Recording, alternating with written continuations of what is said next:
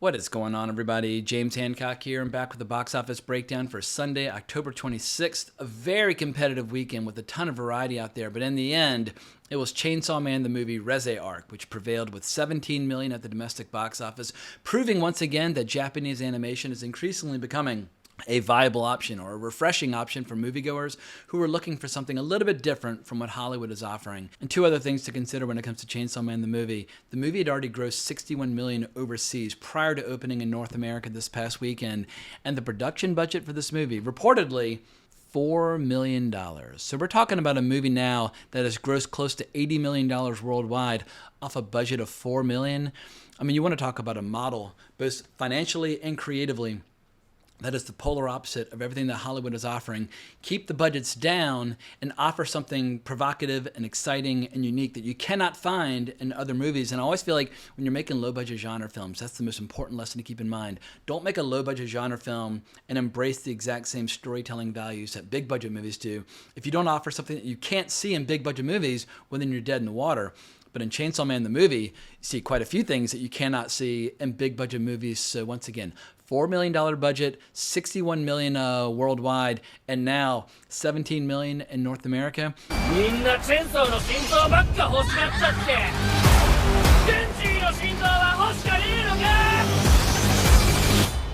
you look at the performance of a movie like that, it doesn't take long before greedy executives start scratching their chin and wondering to themselves, wait a second. What's going on here? What are they offering that we are not offering? What are they doing differently that we are not doing? And can we start distributing more of these movies in North America sooner rather than later? And I don't want to overstate the case because this is only the 9th time an animated movie from Japan has opened above $10 million at the domestic box office. But I think this trend is starting to accelerate. Over the weekend, my YouTube feed, which is inundated with content related to Chainsaw Man the movie. And a lot of this content was being made by people who looked like they were like 11 or 12 years old, and I'm exaggerating just because I'm very old and they're very young, but I was thrilled to see so many young movie freaks getting fired up about a franchise that is not the 10th or 15th iteration of something dating back 50 years.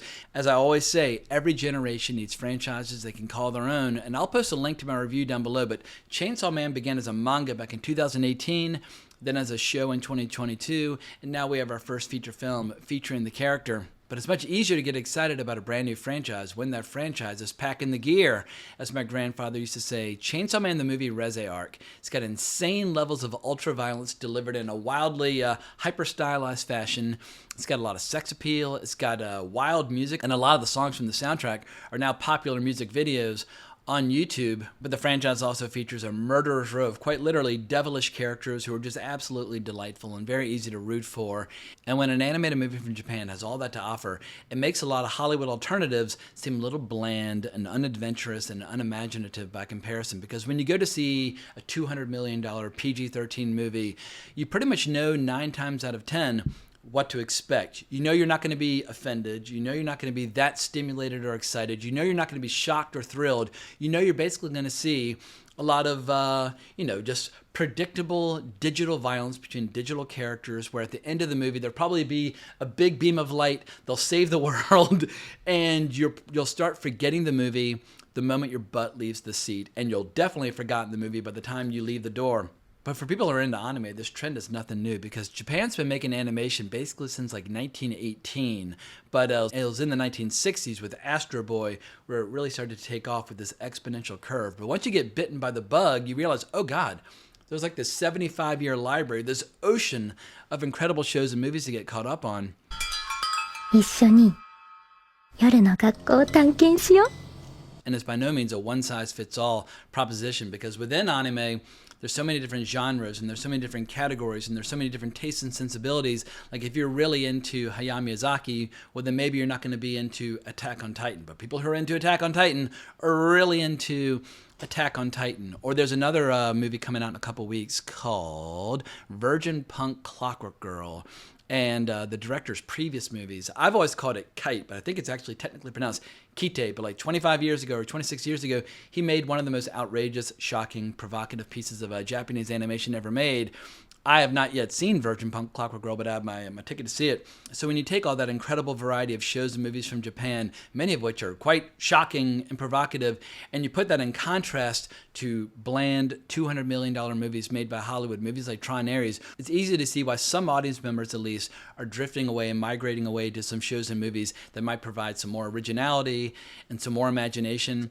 And over the weekend, when I was thinking about the success of Chainsaw Man the movie, what it reminded me of was a scene from Deadwood more than 20 years ago where Wild Bill Hickok is warning a character about all the enemies that are slowly but surely amassing against her. The same enemies who killed her husband will soon be coming to her. And he keeps saying, like, can you hear the thunder? Can you imagine what it sounds like? Like, listen to the thunder. And I told him to head home to avoid a dark result. But I didn't say it in thunder. Ma'am, listen to the thunder.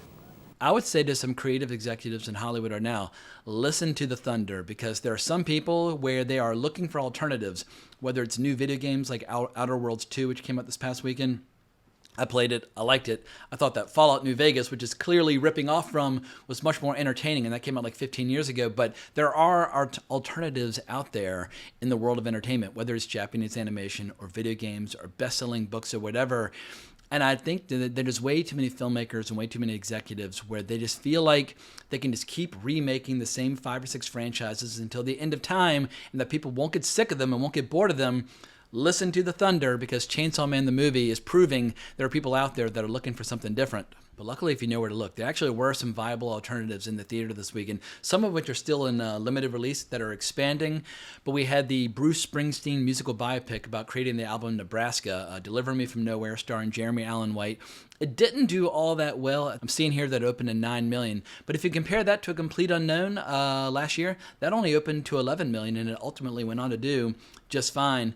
But also in the art house scene, we had the new Yorgos Lanthimos movie, Begonia, which is actually playing right now in 35 millimeter in several theaters and will start to expand next week. Where's my hair?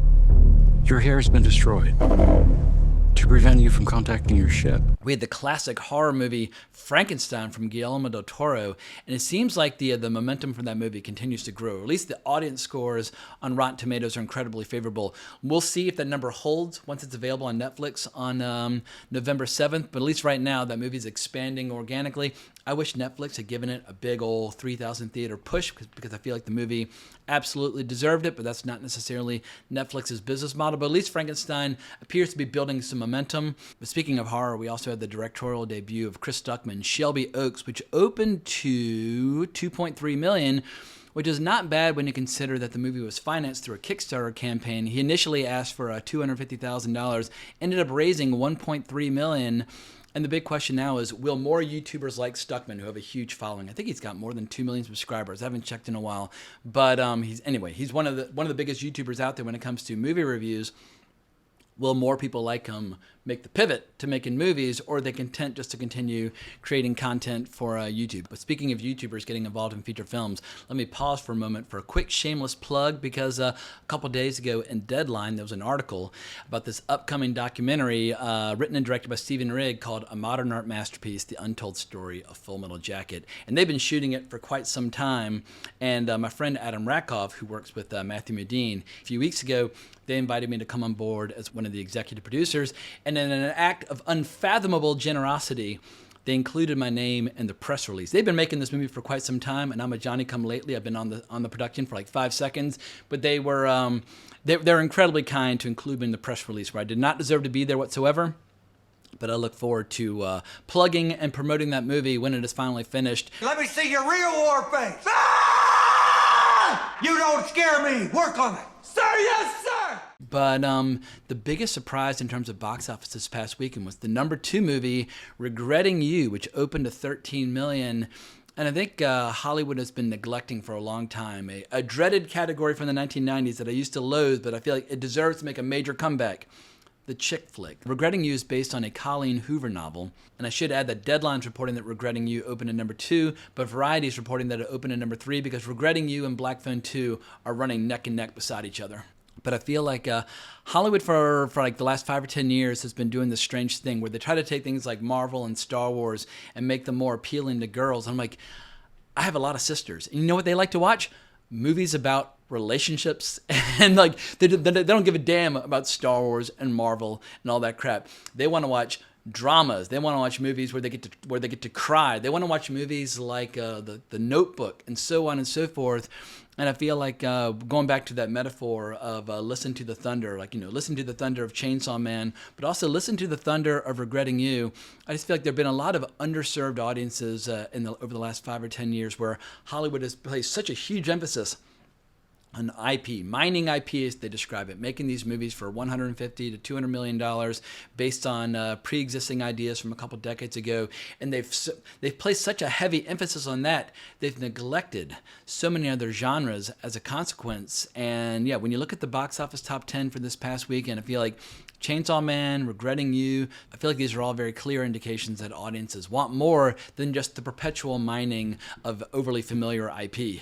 But I think at this point I've rambled and blathered enough. It's time to get some cold, hard data, courtesy of the fine folks at Variety, with Rebecca Rubin's article titled Box Office, Chainsaw Man is the latest anime win with $17 million debut. Springsteen underwhelms with $9 million. Another win for anime. Chainsaw Man the movie Reze Arc, the latest offering from Sony's Crunchyroll, was number one at the box office with $17.2 million from 3,003 North American theaters. It's the second consecutive success for Crunchyroll following September's sleeper hit Demon Slayer Kimetsu no Yaiba Infinity Castle, which cemented a genre record with its $70 million debut. And let me pause for my first interruption, because Sony in recent years has struggled making hits when they're not called Spider-Man. Whether it's live action or animation, they make very successful movies when they're called Spider-Man. Other franchises, they've struggled. But here we've had in the last 2 months, 2 movies opening at number 1 that happen to be anime. So I hope that Sony will press down the gas pedal and continue to put more movies in the theater in North America. Also, in quick side note, I know a lot of people like to pronounce it anime on YouTube, but I saw another video by a Japanese American basically making fun of Americans for calling anime. So call it whatever you like. Just know that there are going to be some people who laugh at you if you pronounce it anime instead of anime. But moving on with the article. To a lesser degree, Chainsaw Man also eclipsed expectations while managing to outpace a movie about one of the biggest names in music, Disney and 20th Century's musical biopic Springsteen Deliver Me From Nowhere, an adaptation of Colleen Hoover's best-selling novel, Paramount's romantic drama Regretting You, as well as last weekend's champion, Universal and Blumhouse's Black Phone 2. Regretting You opened in third place with a better-than-expected $12.8 million from 3,393 venues. Meanwhile, Deliver Me From Nowhere, starring the Bear actor Jeremy Allen White as the boss, underwhelmed at number 4 with $9.1 million from 3,460 locations. And Black Phone 2 slid to second with $13 million from 3,460 theaters, declining 52% from its domestic debut. So far, the horror sequel has earned $48 million in North America and $80.4 million globally, marking a needed win for Blumhouse in what's otherwise been a rough theatrical year for the low-budget horror empire. Chainsaw Man, which serves as a sequel to the popular manga TV series, is playing in subtitled and dubbed versions. It's also showing on premium large formats such as IMAX, which carry higher ticket prices. Audiences bestowed the film an A on CinemaScore Exit Polls, the highest grade in the top 5 on box office charts. Nearly 75% of opening weekend crowds were males, while 50% were under the age of 25 years old. Anime features tend to be front-loaded with substantial drops in subsequent weekends. Even if that happens, Chainsaw Man has already connected at the international box office with $70 million and counting. And let me pause to remind folks, Chainsaw Man the movie Reze Arc cost $4 million to produce. Compare that to the online battles over whether or not certain movies were profitable this summer, like whether it's Superman or Fantastic Four First Steps. People love getting in their little camps and just battling tooth and nail about whether or not those movies are profitable or successful or what is the break-even point. But when a movie costs $4 million and it grosses $70 million internationally and $17 million domestically, it's like, well, there's no debate. It's just a question of just how profitable it might end up being. But we're talking about a movie with like a 20 times return on its initial investment. That is completely fucking insane. Like movies like Superman would have to gross in the billions in order to have that kind of return on investment. So clearly producing and distributing some anime productions is a wildly profitable venture. But getting back to the article, this opening follows a big success in Asia, but it's not just Asia. Anime is doing well everywhere now. David A. Gross, who runs the movie consulting firm Franchise Entertainment Research, says of Chainsaw Man, this is a worldwide phenomenon. Overall, this weekend is down 20% from the same frame in 2024 when Sony's comic book threequel Venom: The Last Dance opened at $51 million, and while domestic year-to-date revenues are 4% above last year, the box office is pacing around 20% below pre-pandemic times, according to ComScore. Attendance is expected to remain on the lighter side until the holiday season, when Universal's musical adaptation Wicked for Good, Disney's animated sequel Zootopia 2, and James Cameron's Avatar: Fire and Ash make their way to theaters. Springsteen launched below projections at the international box office with $7 million, bringing its global tally to $16.1 million. The biopic cost $55 million, and since theater owners keep roughly half of ticket sales, the film needs to keep rocking at the box office to justify its price tag. Luckily, moviegoers appeared to like the film more than critics. Deliver Me From Nowhere landed a B+ grade on CinemaScore and holds a 61% Rotten Tomatoes average. And for anybody curious about my thoughts about the movie, I'll include a link down below to my review for the film, which I saw at the New York Film Festival. Deliver Me From Nowhere takes a less conventional approach compared to other recent musical biopics about artists like Bob Dylan, A Complete Unknown, or Bob Marley, One Love. Instead of focusing on his mainstream rise or the making of his biggest hits like Born in the USA or Born to Run, director Scott Cooper's film chronicles the writing of Springsteen's 1982 critically adored but less commercially acoustic album, Nebraska. Let me pause to interrupt again. They show the recording of Born in the USA in the movie, so I don't think Rebecca Rubin has seen the movie. But back to her article, ticket sales were initially tracking a similar start to last year's A Complete Unknown, featuring Timothée Chalamet as the Like a Rolling Stone composer in his earlier years. But that film from Disney's Searchlight banner ended up faring better with $11.6 million to start. A Complete Unknown also had the benefit of playing over the holiday season and eventually powered to $75 million domestically and $140 million globally. As a genre, these pictures have the natural advantage of great music, Gross says. However, he caveats that Bruce Springsteen was not a controversial figure. His music was not part of a social movement, and he did not hurt himself with self-destructive behavior. Unlike commercial hits in the vein of Queen's Bohemian Rhapsody or Elton John's Rocketman, this film is a smaller story about the artist's struggle for his unique voice. Regretting You, produced by Constantine Films, earned another $10 million overseas for a worldwide start of $22.85 million. Audiences were mixed on the movie, which earned a B grade on CinemaScore and stars Allison Williams and McKenna Grace as a mother and daughter who grapple with the aftermath of a devastating accident. Regretting You cost $30 million and marks Hoover's second novel to get the big screen treatment following It Ends With Us, which became a breakout hit with $344 million worldwide. If Regretting You sticks around on the big screen, it'll cement Hoover as a major cinematic force. Her books Verity and Reminders of Him are currently being adapted by other studios. Disney's sci-fi tentpole Tron Ares rounded out the top 5 with $4.7 million from 2,940 venues in its third outing. The film, which carries a massive $180 million price tag, has grossed just $63 million domestically and $123 million worldwide to date. Yeah, I have no idea how much money Disney's going to lose on Tron Ares, but it's going to be a 9-figure number of some kind. But getting back to the article, also new to theaters was neon supernatural thriller Shelby Oaks, which bowed at number 7 with $2.3 million from 1,823 locations. The film follows the fictional disappearance of a YouTube star and amateur ghost hunter in the abandoned town of Shelby Oaks. The movie was saddled with a C+ grade on CinemaScore, which is typical for the horror genre, but doesn't necessarily bode well for word of mouth. Now, I don't want to prejudge Shelby Oaks based purely on the audience score and the box office, but I suspect that the movie is very similar to Chris Stuckman's channel. And I say this with all due respect because the man has 2.04 million subscribers. I'm very jealous of his success, and I'm very envious of his following and his place when it comes to movie commentary and whatnot. However, when I watch his videos, he's a little on the dry side. He's got a very matter-of-fact, kind of direct style, but I'm like, dude, like, drink some coffee or get excited, or show a little passion, get fired up. Because for me, when I discuss movies with people, whether I love the movies or hate the movies, I get very fired up. And when I listen to commentary, I want them to be equally fired up, as long as it's genuine. I don't want it to be like an act. Maybe Chris Stuckman's movie reflects his overall style and tone of his channel. But if you have 2 million subscribers on YouTube, as long as those people buy tickets to see his movie, I'm sure Shelby Oaks will end up performing just fine. But just to close out the article, in limited release, director Yorgos Lanthimos and star Emma Stone's latest collaboration, Begonia, kicked off with $690,000 from 17 locations, averaging a strong $40,588 per location. Stone plays a high-powered CEO who's kidnapped by 2 conspiracy theorists who believe she is an extraterrestrial being sent to destroy Earth. The film's commercial viability will be tested when Focus Features expands Begonia nationwide next weekend. Now, I'll also include a link to my review for Begonia down in the description below, but Focus Features, they were kind enough to repost my review over on X, so thank you to Focus Features, and I wish them the best of luck. I thought Begonia was going to be a movie that I despised going into it, and around the 1/3 mark, I started to come around on it, and by the end, I was like, this movie fucking rules. So I highly recommend Begonia. It's not going to be for everybody, but it's Yorgos Lanthimos. His movies are completely deranged and psychotic and very subversive. It's dark comedy with an art house sensibility. It's not mainstream entertainment, but I think Yorgos Lanthimos' fans and Emma Stone's fans are going to be very pleased by Begonia. So it's playing in limited release right now on film, so hunt it down if you're near one of those 17 locations before it starts to expand next weekend. Every time. What is it? Skills and identities. To foster a new generation of... Okay, let's go again. But speaking of next weekend, let's check out the calendar.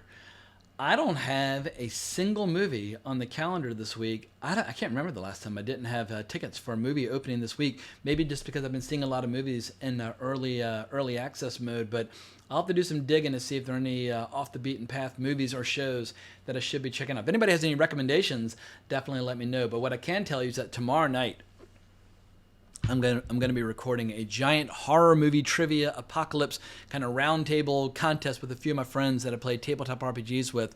But Moose Matson and Victor Rodriguez, Martin Kessler, Adam Rakoff, and Dan Pullen, they'll all be joining me. I don't know how long it'll end up being, but it's going to be a whopper.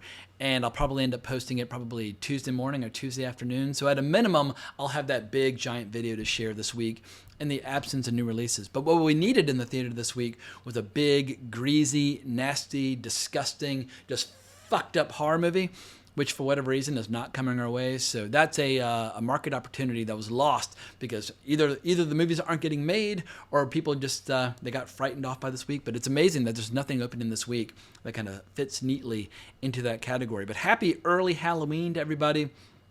Hope everybody's got some fun plans for this upcoming Friday night. Yeah, anytime Halloween's on Friday night, you're just inviting chaos and insanity, especially in my neighborhood. I live right by 6th Avenue, where there's this giant parade that's just, it's like fucking Mardi Gras. It's total bedlam, but it should be good fun. In any case, I'm getting off topic. Let me know what you think down in the comments below. I would greatly appreciate it. But remember to like, subscribe, hit that notification bell. Hope everybody has a great week, but more importantly, as always, onwards and upwards.